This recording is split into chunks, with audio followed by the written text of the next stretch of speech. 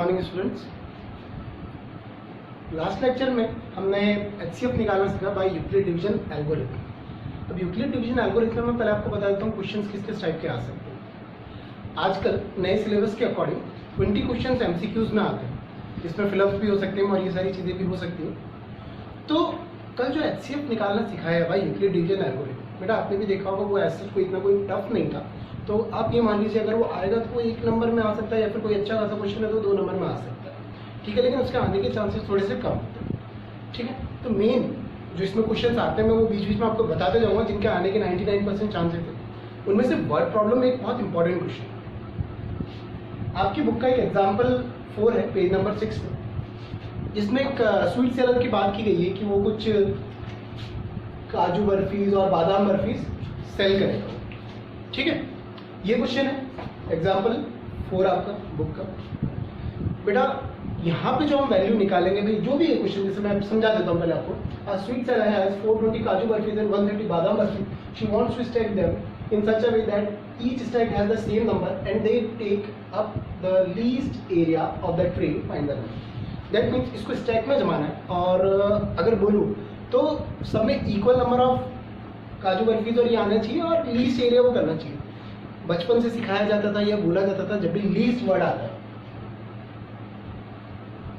या हाईएस्ट या मैक्सिमम आ जाता है, ठीक है, तो आप क्या निकालते, जब लीस्ट आता था आप क्या निकालते थे, एलसीएम हम करते थे क्योंकि उसका क्या था, लोएस्ट कॉमन मल्टीपल। और जब हाईएस्ट नंबर निकालना होता था तो हम क्या करते थे, एचसीएफ। मैं बोलता हूँ कि वो सब चीज़ें हटा दो, वो सब चीज़ें हटा दो कि वो कैसे लीस्ट लिखा हुआ गया तो क्या करना है और मैक्सिमम कि भाई लीस्ट आएगा तो क्या करना है और मैक्सिमम आएगा तो क्या करना है अपन को, वाली चीज़ वो बचपन में बच्चों को सिखाया जाता था क्योंकि उसमें ऐसे कोई ट्रिक नहीं होती थी। उसमें ये था कि अगर लीस्ट आ गया तो ये करना है और मैक्सिमम या लार्जेस्ट आ गया तो ये करना है, ठीक।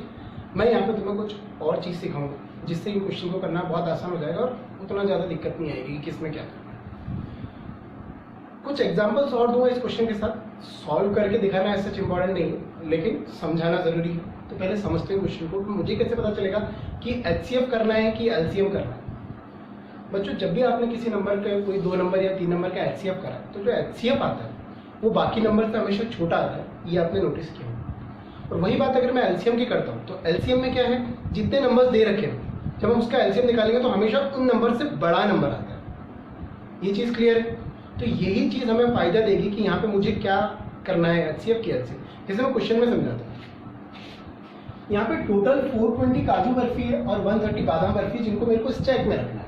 अगर मुझे इनको स्टैक में रखना है तो एक स्टैक में कितना आएगा, तो मुझे एक चीज बताओ, जो एक स्टैक में आएगा वो इससे ज्यादा होगा कि इससे कम होगा। ऑब्वियस सी बात है, अगर 420 काजू बर्फी है तो उससे ज्यादा बर्फी तो आप एक स्टैक के अंदर नहीं डाल सकते, तो उससे कम ही आएगा। और कम वैल्यू निकालने के लिए मैंने अभी बताया था आपको क्या करते हैं, हम एचसीएफ करते हैं। तो वहीं से हमें पता चल जाता है कि इस क्वेश्चन में हमको क्या करना है, एचसीएफ निकालना है। क्या निकालना है, एचसीएफ निकालना है। और एचसीएफ करने का तरीका आप बाय यूक्लिड डिवीजन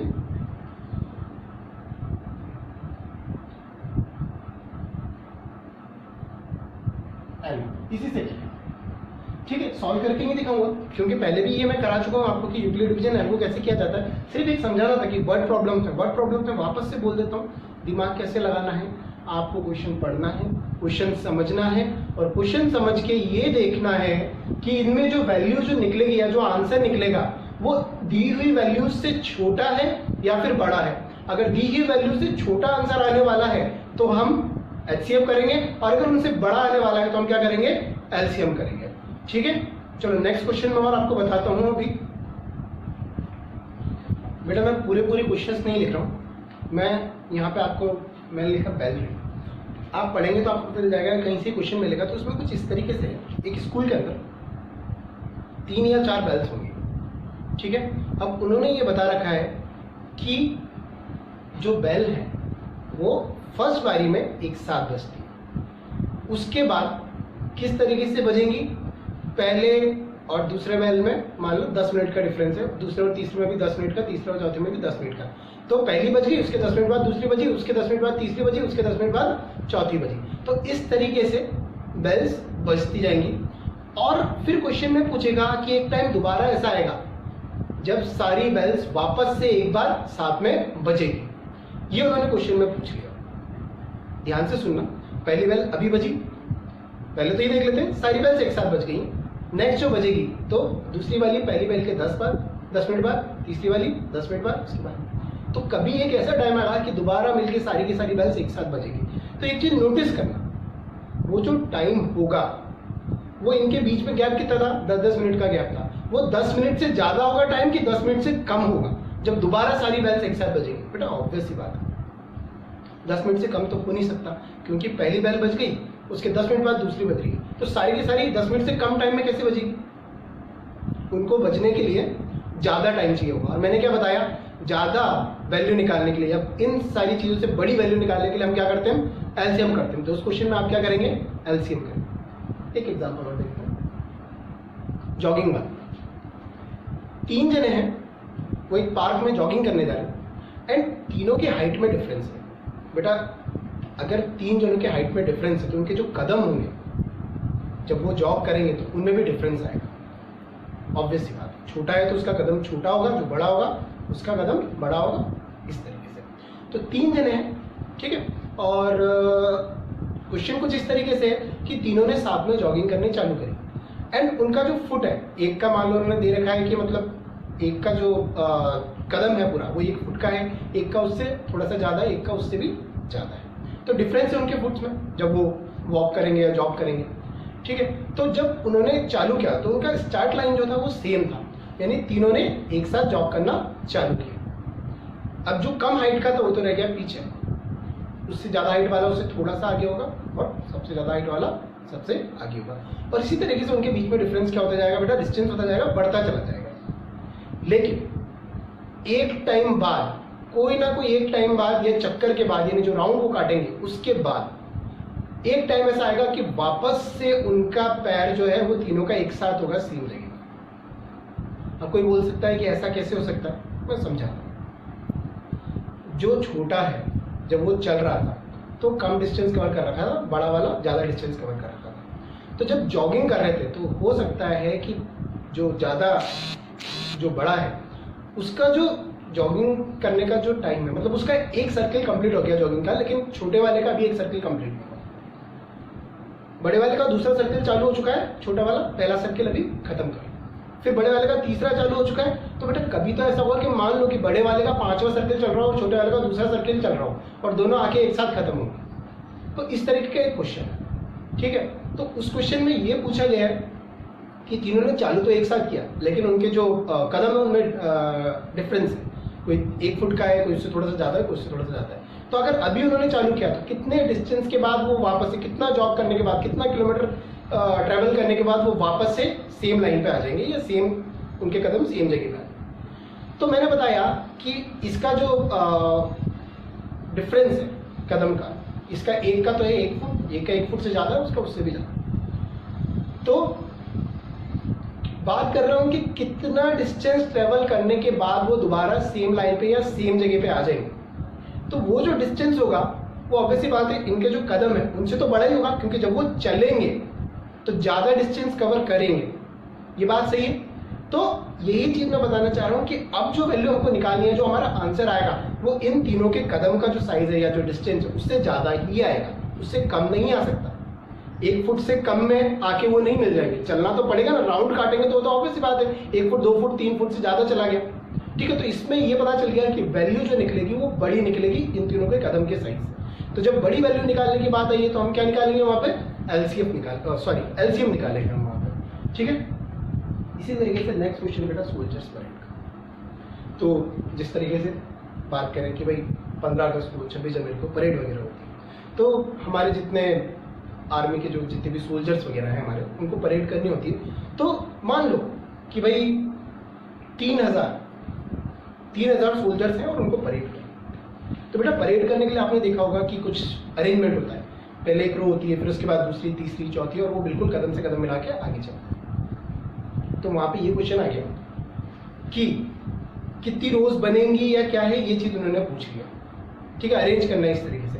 तो मैं ये बताना चाह रहा हूं आपको कि टोटल अगर मान लो कि 3000 सोल्जर्स थे और उनको जब अरेंज किया गया तो वो कितनी रोज या कितने कॉलम में कैसे आ रहे हैं वो अरेंज हुए, तो जो भी रोज या कॉलम होगी वो 3000 से ज्यादा तो नहीं हो सकती ना, ऑब्वियस सी बात है, टोटल 3000 सोल्जर्स है, उनको अरेंज करना है, तो अरेंज करने के लिए रोज होंगी या कॉलम्स वगैरह होंगे, तो वो जो नंबर होगा वो 3000 से तो कम ही होगा डेफिनेटली, हाँ कि ना, होगा ना। ठीक है, तो ऐसे केस में हम लोग क्या निकालेंगे, छोटी वैल्यू निकालेंगे, और छोटी वैल्यू निकालने के लिए हम क्या निकालेंगे बेटा, HCF कैलकुलेट करेंगे। क्या करेंगे, HCF। तो इस तरीके से क्वेश्चन हम लोग पहचानते हैं, हम ये नहीं देखते कि उसमें लीस्ट लिखा हुआ आ रहा है या मैक्सिमम लिखा हुआ है, बेटा कई क्वेश्चन को मैंने ऐसा देखा है जिसमें लीस्ट या लिखा हुआ है, लेकिन उसको हम निकाल के रहे हैं कुछ और निकाल रहे हैं, ठीक है, तो वहाँ पे कंफ्यूजन होता है। तो आप क्वेश्चंस देखें, क्वेश्चंस को समझें, और सिर्फ इतना सा चेक करें कि जो आंसर आएगा वो दी हुई वैल्यू से ज्यादा आएगा या फिर कम आएगा, उसके अकॉर्डिंग अगर कम आता है या कम आ रहा है, आपको पता है इसका आंसर छोटा आएगा तो आप HCF निकालें, और आंसर अगर आपको लगता है कि नहीं इसका बड़ा आएगा तो आप क्या निकालें, LCM। ठीक है बच्चों, नेक्स्ट टाइप ऑफ क्वेश्चन जो इस चैप्टर में आएगा 100% आता ही है, कंफर्म है, ठीक है, बुक में भी है, पेज नंबर 6 में एग्जांपल 3 है, उसमें लिखा हुआ है show that any positive odd integer is of the form 4q + 1 4q + 3 where q is some integer. कुछ बातें पहले पूछ लेंगे, इंटीजर पता ही पहले बता चुका, ऑड इवन जानती हैं, ऑड जो 2 से डिवाइड नहीं होते और इवन जो 2 से डिवाइड होते, ठीक है। तो इसी क्वेश्चन को लेकर आगे बढ़ाते हैं। इसने मुझे बोला है अपन को ये प्रूव करना है कि कोई भी पॉजिटिव ऑड इंटीजर किस फॉर्म में हो सकता है या लिखा जा सकता है, 4q + 1 या फिर 4q + 3 की फॉर्म में, बस इसको लिखना है, ठीक है। इन क्वेश्चन को बच्चा रटने की कोशिश करता है, और रट लिया चलो अच्छी बात है, आगे एग्जाम में कर लिया, लेकिन थोड़ा सा अगर हट के आ गया तो वहाँ प्रॉब्लम आती है। तो रटने की जरूरत नहीं है, कुछ ट्रिक्स और टिप्स से काम हो जाता है, तो ध्यान से देखना। ये लिखा हुआ दिख रहा है 4q + 1 4q + 3, बेटा ये चीज है ना, ये चीज आपको बताएगी कि आपको क्वेश्चन चालू कैसे करना है। ये लिखा हुआ है आपका 4q + 1, तो इससे मुझे एक आइडिया मिल जाता है, इसको मैं मानता हूँ b क्या चीज, मैंने तुम्हें लास्ट लेक्चर में बताया था a = bq + r बताया था, ये वही b है, ठीक है। तो यहां से हमें एक आइडिया मिल गया, b की जगह पे यानी डिवाइजर की जगह पे क्या आ रहा है, 4 आ रहा है डिवाइजर की जगह पे। अगर मेरा डिवाइजर 4 है तो मेरा जो रिमाइंडर है वो 0 से 4 के बीच में, हाँ तो दैट मीन्स रिमाइंडर पॉसिबली क्या क्या हो सकता है, 0 हो सकता है, 1 हो सकता है, 2 हो सकता है और 3 हो सकता है। बात सही, अगर डिवाइजर 4 हुआ तो ठीक है। चलो बना लें, पहला नंबर बना मेरा 4q प्लस रिमाइंडर की जगह 0 डाल, तो पहला नंबर मेरा बन गया 4q। सारे नंबर बना लूँ, उसके बाद डिटेल हो सकता है। दूसरा मैंने रिमाइंडर लिया 1, क्या सॉल्व करूँगा, ये है। अगर मैं रिमाइंडर 2 लेता हूँ तो कुछ इस तरीके से, और अगर मैं रिमाइंडर 3 लेता हूँ तो कुछ इस तरीके से। इसके अलावा और कुछ बन सकता है नहीं, इसके अलावा और कुछ नहीं बनेगा। चलो देखते हैं, यही तो प्रूव करना है। जो ऑड इंटीजर होगा वो किस फॉर्म में होगा, 4q + 1 और 4q + 3 के फॉर्म में होगा। दिख रहे हैं कुछ नंबर्स भी दिख रहे हैं, लेकिन वो प्रूव करना है, 4q + 1 4q + 3 दिख रहा है, उसके अलावा ये दो भी दिख रहे हैं, प्रूव करना है इनमें से ऑड कौन सा है और इवन कौन सा है। अगर मैं इस नंबर की बात करता हूँ, क्लियरली विजिबल है कि ये जो नंबर है इट इज डिविजिबल बाय 2, ठीक है। दिस नंबर इज क्लियरली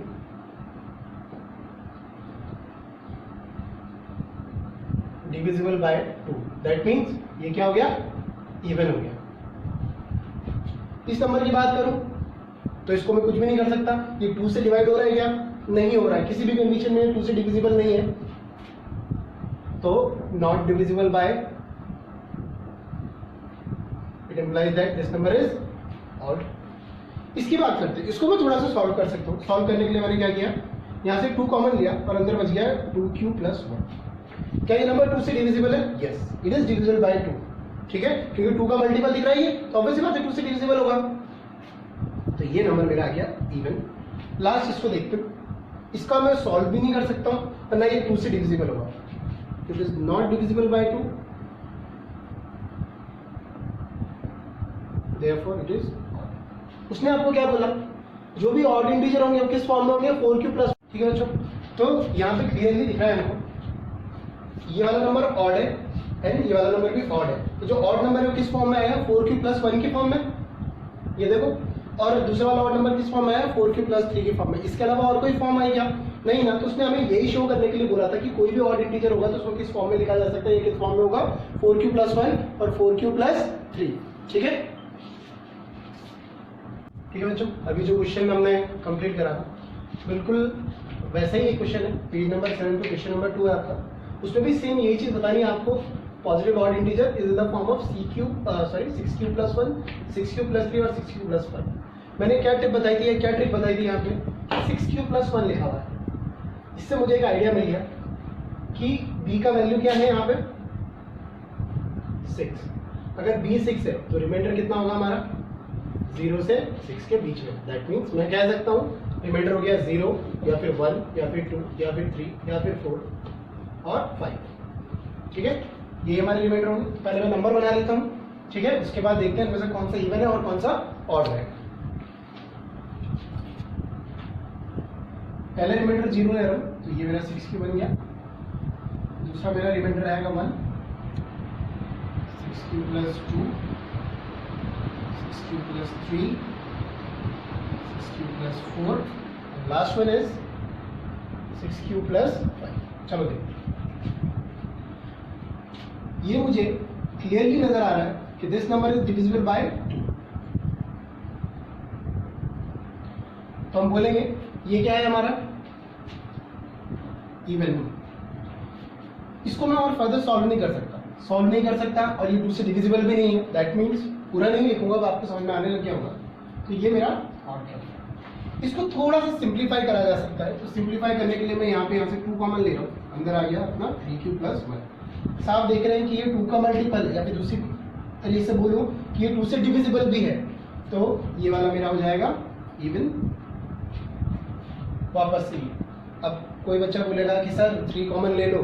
मैं 3 कॉमन ले तो लूँ, लेकिन 3 से मुझे कुछ नहीं पता चलेगा कि वो इवन है या ऑड है, क्योंकि इवन या ऑड होने के लिए 2 का मल्टीपल होना जरूरी है या 2 से डिविजिबल होना है। तो 3 कॉमन लेके आपको कोई फायदा नहीं मिलेगा। आपको बस ये देखना है कि 2 कॉमन आ रहा है कि नहीं आ रहा है। इसमें 2 कॉमन नहीं आ रहा है और ना ही ये 2 से डिविजिबल हो पाएगा। दैट मीन्स ये नंबर हमारा हो जाएगा ऑड। यहाँ पे 2 कॉमन आ रहा है, बिल्कुल यहाँ से 2 कॉमन लिया, अंदर आ गया 3q+, वापस से 2 का मल्टीपल हो गया, या फिर बोल सकते हैं कि ये 2 से क्या है, डिविजिबल है। दैट मीन्स ये वाला नंबर हमारा हो गया इवन। लास्ट वन, ना तो इसको सिंप्लीफाई कर सकते हैं फर्दर, ना ये 2 से डिविजिबल है, तो ये क्या हो गया, प्रूव करना था क्वेश्चन में odd integer, positive odd integer is in the form of 6q+1, 6q+3 और 6q+5। ऑड वाले को चेक करते हैं एक बार। ये रहा, एक ये है और एक जरा क्वेश्चन से मैच करें, क्योंकि हमें यही प्रूव करना था कि जितने भी ऑड इंटीजर है वो किस फॉर्म में होंगे, 6q+1। सही है, 6q+3, 6q+5 हो गया ये प्रूफ। ठीक है, इसी तरीके से बेटा एक और क्वेश्चन है जो जरूरी है समझाना। देख,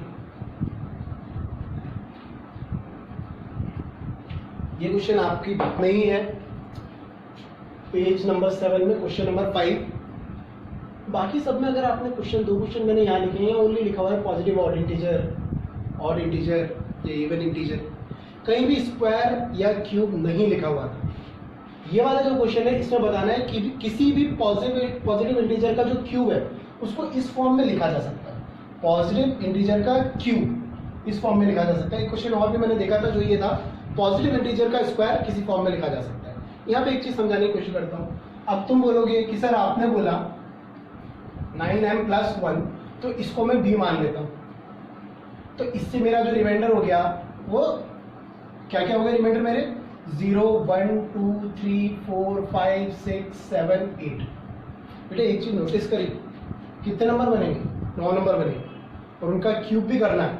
तो अगर ये क्वेश्चन करने बैठे तो मेरे हिसाब से 1 घंटे में शायद एक ही क्वेश्चन कर पाओगे। ठीक है, तो इस क्वेश्चन को इस तरीके से अटेम्प्ट नहीं करना है।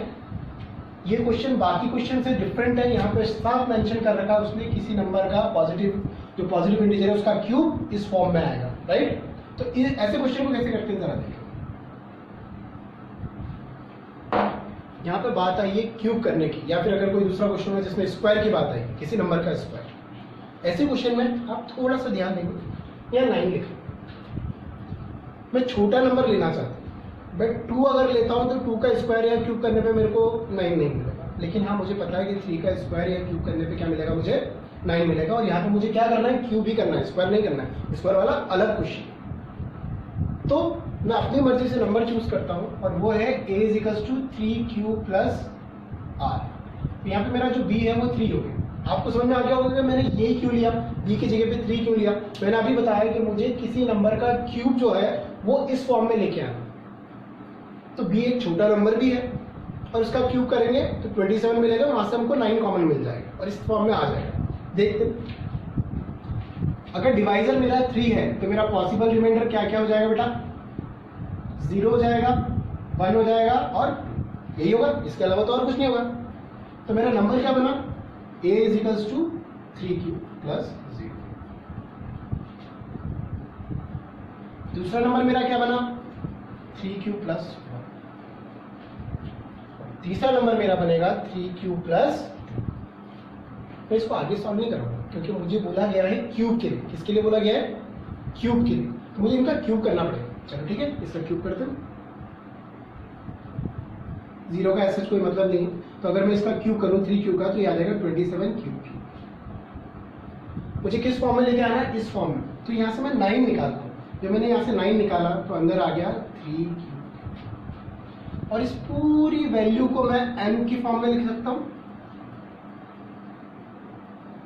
दूसरा देखते हैं, यहाँ भी मुझे इसका क्यूब करना है, तो बेटा इसको मैं खोलने जा रहा हूँ a + b के होल क्यूब से। जिनको नहीं पता या ध्यान नहीं रहता उनके लिए लिख देता हूँ, a³ + b³ + 3a² b + 3ab²। इस फॉर्म में मैं इसको खोल लूँगा, a³ + b³ + 3a² b + 3ab²। थोड़ा सा सिंप्लीफाई करते हैं। 3 का क्यूब 27, q का क्यूब q³ आ गया, 1 का क्यूब 1 ही रहेगा, 3 का स्क्वायर हो गया 9, 9 × 9 and 9 × 3 = 27, तो 27q²।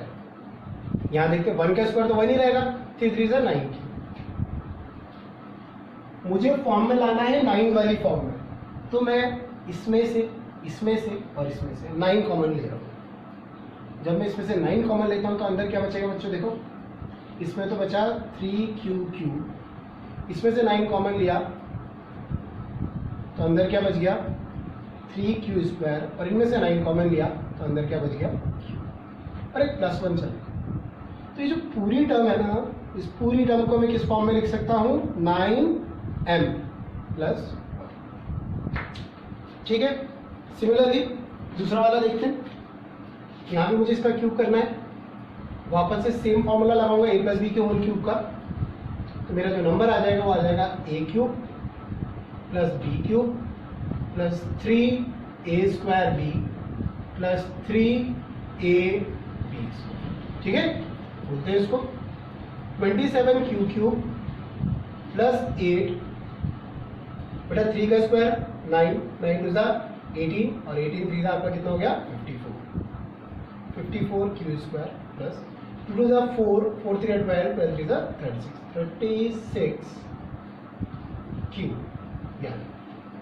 वापस से बात करी थी, 9 कॉमन लेना है, इसमें से इन तीनों में से 9 कॉमन आ रहा है, 9 कॉमन लिया, अंदर बचेगा 3q³, यहाँ पे 6q², सॉरी, और यहाँ पे आ गया आपका 4q, और एक 8 बच रहा है हमारे पास लास्ट में।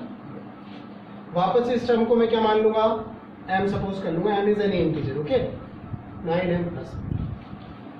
अगर आप ध्यान दें, कोई भी पॉजिटिव इंटीजर जो कि मेरा ये था, इसका मैंने 3 पॉसिबल नंबर बने, उन तीनों का मैंने क्यूब किया, और क्यूब किस फॉर्म में आया, या तो 9m की फॉर्म में आया, या 9m + 1 की फॉर्म में आया, या फिर 9m + 8 की फॉर्म में आया। और यही आप देखेंगे, यही आपको यहाँ पे क्या करना था, प्रूव करना था। यही आपको क्या करना था, प्रूव करना था। कोई दिक्कत है इसमें, क्लियर है। वापस से इस चीज को बोल देता हूँ कि मैंने तुमको सिखाया था कि भाई b किस तरीके से लेते हैं। जैसे इस क्वेश्चन में हमने इसको लिया था 4 को, इस वाले क्वेश्चन में हमने 6 को लिया था, लेकिन यहाँ कहीं भी मेंशन नहीं था कि किसी नंबर के स्क्वायर की बात चल रही है, किसी नंबर के क्यूब की बात चल रही है। लेकिन थर्ड वाले क्वेश्चन में उन्होंने बोला था किसी नंबर का क्यूब।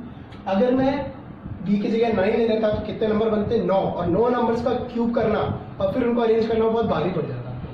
इसलिए जब भी किसी नंबर का स्क्वायर या किसी नंबर की क्यूब को प्रूव करना होता है तो आपको एक छोटा नंबर पकड़ना इस तरीके से, और इसके अकॉर्डिंग मेरे कितने नंबर बने? 3, तीनों का क्यूब करा और क्यूब करके जो फॉर्म आई वो बिल्कुल इस तरीके से। ठीक है, तो यहाँ पे हमारी फर्स्ट एक्सरसाइज बोल सकते हैं हम कि कंप्लीट हो रही है।